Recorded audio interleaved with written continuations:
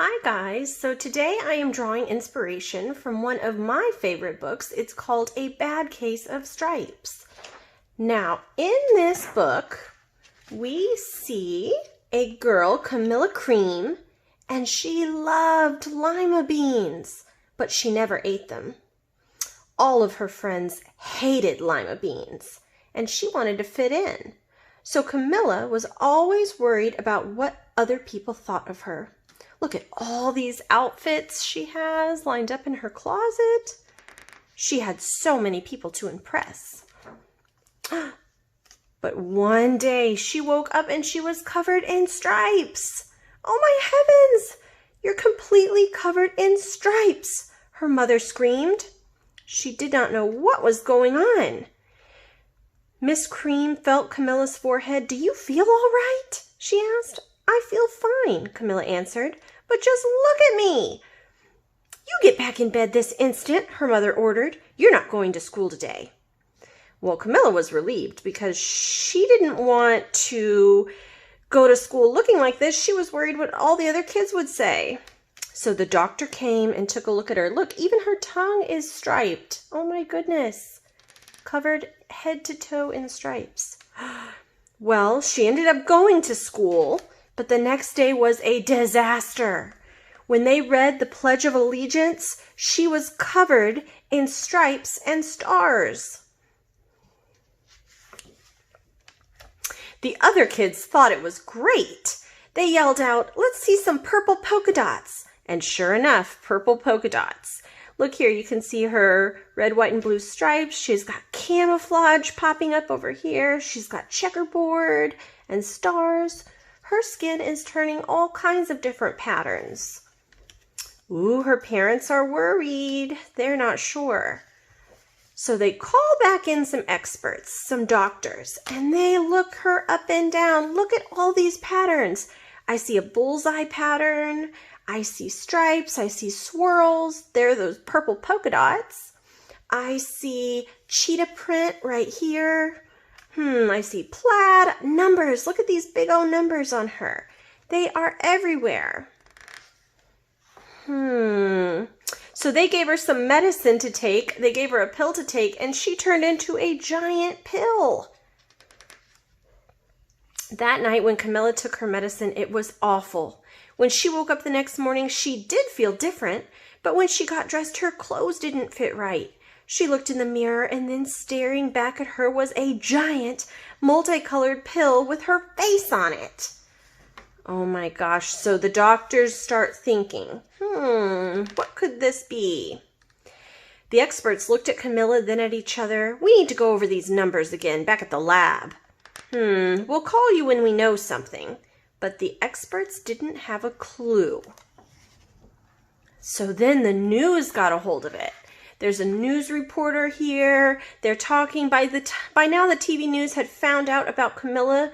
Reporters from every channel were outside her house, telling the story of the bizarre case of the incredible changing kid. Soon a huge crowd was camped out on the front lawn. So this is where she lives. Everybody wants to see the patterned kid. Oh my gosh, you guys, look at what she's turned into. The Creams were swamped with all kinds of remedies, from psychologists, allergists, herbalists, nutritionalists, psychics, an old medicine man, a guru, and even a veterinarian. Each so-called cure only added to poor Camilla's strange appearance, until it was hard to even recognize her. She sprouted roots and berries and crystals and feathers and a long furry tail, but nothing worked. Whoa, look at this. She looks like she turned into her room. Her eyes are the windows, her nose is the dresser, her mouth is the bed.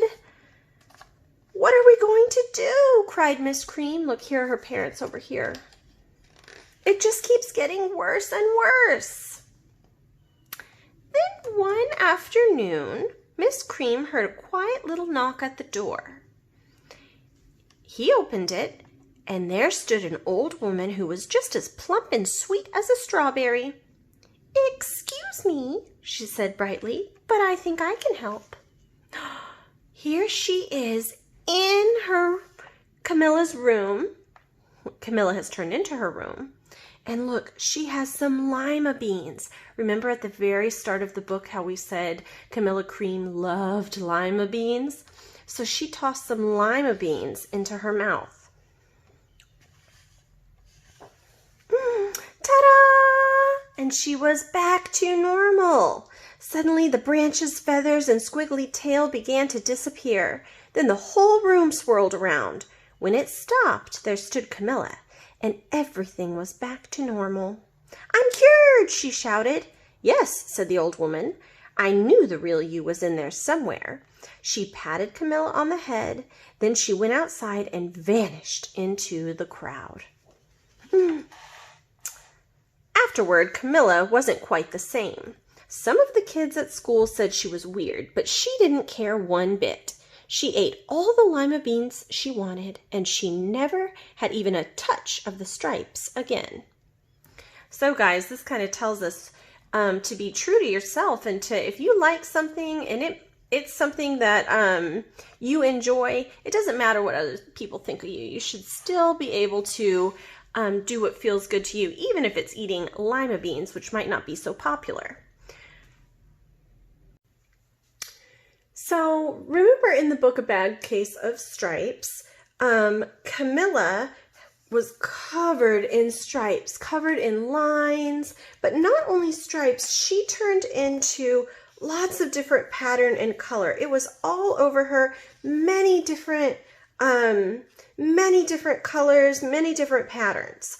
So what I wanted to do is I wanted to make an art project that was kind of based on A Bad Case of Stripes.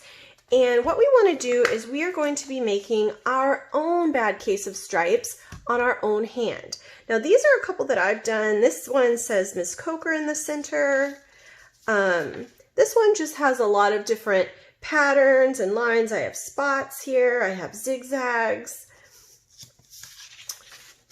This one here is a tie-dye hand, and I'm going to show you how to make this one specifically. And then this one here just has a beautiful scene for some things that I like. I love nature, I love being outside, I love flowers, I love the river. So I've kind of done a scene here. So you're going to have a lot of freedom for how you want to design your hand. Let me kind of give you a couple of examples. Now, before we go any further though, I want to kind of remind you, there are all different types of lines and marks that you can make to create lines. Lines don't just have to be straight. They could be dotted lines, wavy lines, all different types of lines. We have squiggly lines, dash lines, lots of different types of mark making. So what you're going to need is you're going to need a sheet of paper. I am using crayons, okay? And you could also use a pencil if you wanted to use a pencil first. Now what you want to do is you want to lay your hand down in the middle of your paper, spread your fingers nice and wide, and press it down on the paper. Now you're going to take your pencil and you're going to hold it straight up and down. You don't want to do sideways, you want to be straight up and down.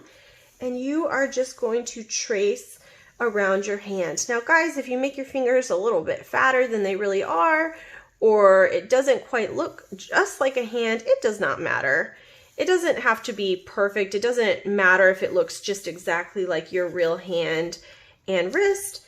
It just needs to kind of resemble the shape of a hand and arm.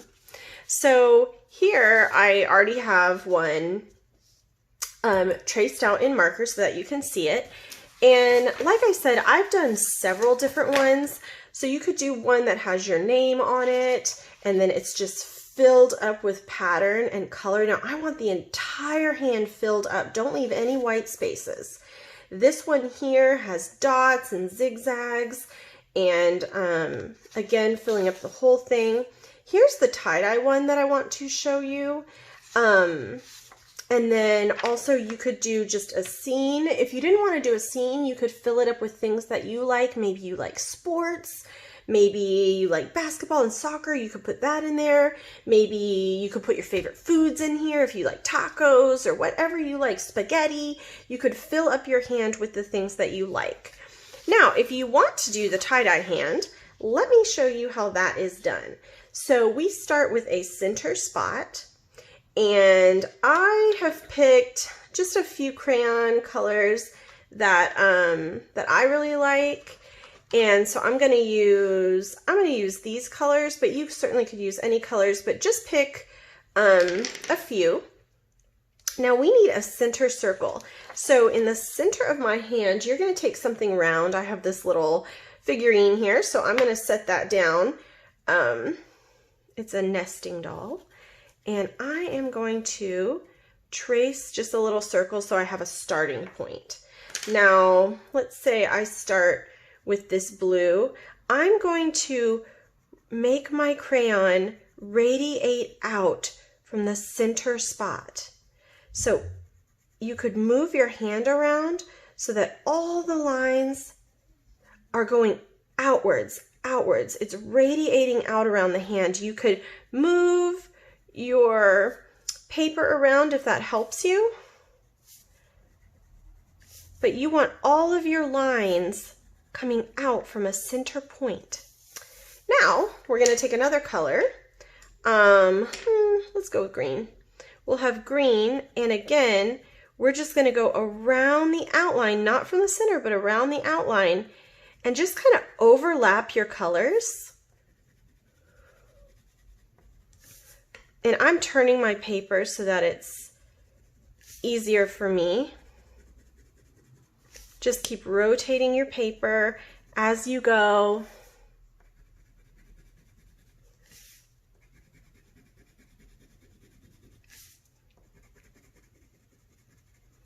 Okay, now let's take another color. Maybe I'll go with this yellow here. And again, I'm just going to start where my green left off. And I'm going to overlap the colors just a little bit. Now, let me have you follow along with me. I'll go all the way around, and then I want to point something out to you. When you get to the edge of your hand, this color is not going to go out here because I want it to stay inside my hand. Just like this. I want to stay, it's not out here on the outside, it's inside the hand. So once you get to this end, to this line, you're not going to push it any further. You're just going to stop at that line of the hand.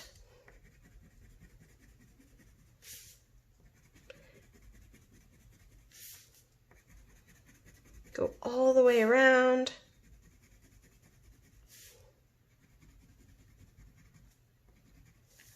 You could even kind of go like this on the edge so that it doesn't go over the line. All right, let's pick one more color. Maybe I'll go with this purple here. So, or we could do another, yeah, let's do purple. So here, I'm going to start, and I've got to go in between the fingers. So here my finger stops, so I can't go in between it. I have to go around the fingers.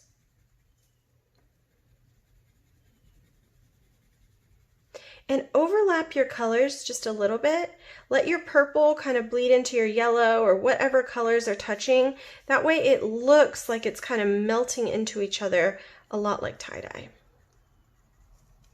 And I'm going to stop, and I've got to come around here.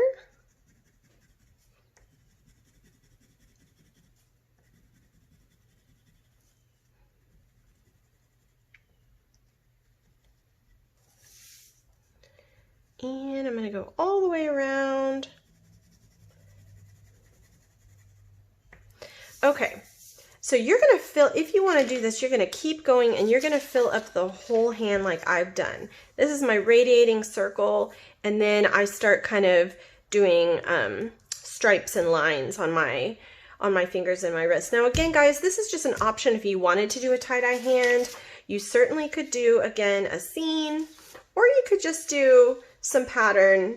You could also do your name, but the big thing is to fill up the entire hand. All right, guys, have fun.